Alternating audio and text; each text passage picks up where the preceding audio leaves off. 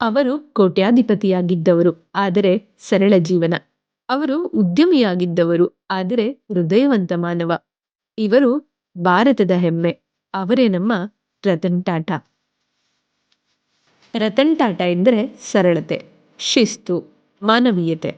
ಅವರು ಎಂದಿಗೂ ಅಹಂಕಾರ ತೋರಿಸಲಿಲ್ಲ. ತಮ್ಮ ಕೆಲಸವೇ ಅವರ ಮಾತು.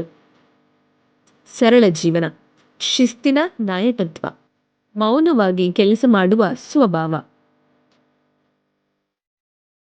1937ರಲ್ಲಿ ಜನಿಸಿದ ರತನ್ ಟಾಟಾ ಬಾಲ್ಯದಲ್ಲಿ ಹಲವಾರು ಕಷ್ಟಗಳನ್ನು ಕಂಡವರು. ಅಮೆರಿಕದಲ್ಲಿ ವಿದ್ಯಾಭ್ಯಾಸವನ್ನ ಮುಗಿಸಿ ಭಾರತಕ್ಕೆ ಮರಳಿ ತಮ್ಮ ಕೆಲಸವನ್ನ ಆರಂಭಿಸಿದರು. ರತನ್ ಟಾಟಾ ಅವರ ನೇತೃತ್ವದಲ್ಲಿ ಟಾಟಾ ಗುಂಪು ಜಾಗತಿಕ ಮಟ್ಟಕ್ಕೆ ಏರಿತು. Tata Nano, Jaguar Land Rover, Tata Consultancy Service, steel aviation technology. ಅವರ ಸಂಪತ್ತಿಗಿಂತ ದೊಡ್ಡದು ಅವರ ಹೃದಯ.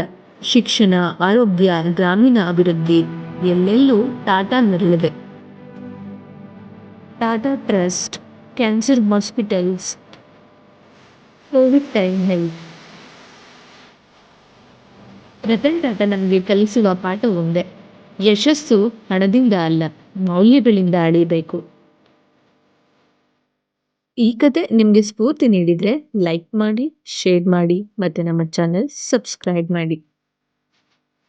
Thank you.